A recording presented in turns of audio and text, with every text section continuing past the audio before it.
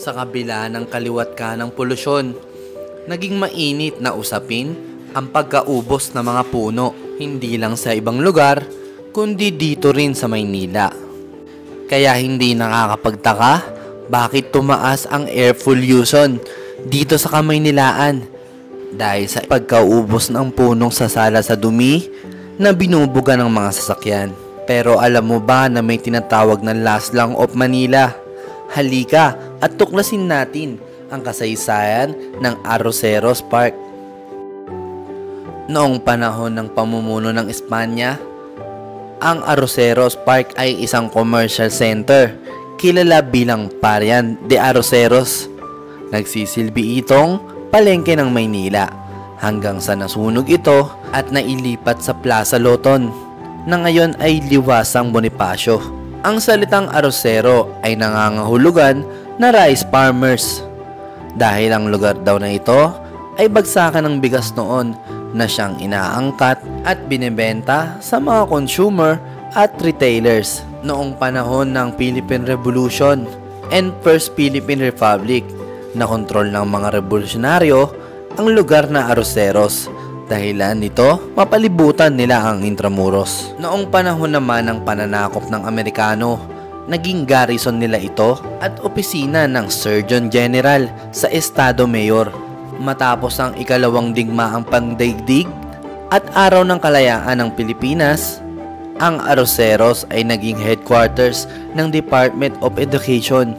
Noong 1993, naisaayos ito matapos malipat ang kagawaran ng edukasyon sa kasalukuyang kinakatayuan nito sa Pasig sa ngalan ng Memorandum of Agreement of Manila na nasa ilalim ni dating Mayor Alfredo Lim at Wiener Foundation na sinusuportahan ni dating First Lady Imelda Marcos. Nagdesisyon na upahan ang lugar para gawing nature park kung saan tinaniman ito ng mahigit 3,000 puno na edad 150th century.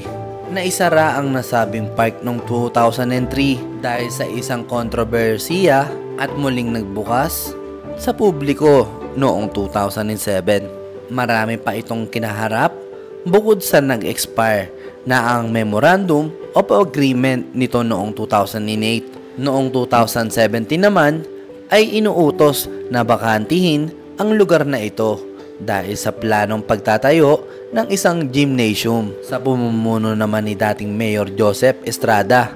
Ngunit napagpaliban ito. Noong nanalo si incoming Mayor Isko Moreno noong 2019 mayoral election, sinabi niya na hindi niya pahihintulutan ang pagtatayo ng gym. Bagkus ay pinirmahan niya ang City Ordinance number 8607 na nagtakda na ang Arroceros Park ay mananatiling parke at hindi basta ordinaryong pag-aari ng lungsod noong February 27, 2020. Matapos ma-renovate ang parke, formal itong binuksan sa publiko noong February 2022 bilang Arroceros Urban Forest Park. Noong kasagsagan ng El Nino noong Abril, naitala ang mas mababang temperatura sa nasabing park, kaya na siyang nagbigay patunay na ikonsidera ang magandang epekto ng park bilang nakikipaglaban sa urban heat island effect sa syudad ng Maynila. Madami ng pinagdaanan ang lugar na ito. Singtibay naman ang ugat ng mga puno ang kasaysayang nakapaloob sa lugar na ito.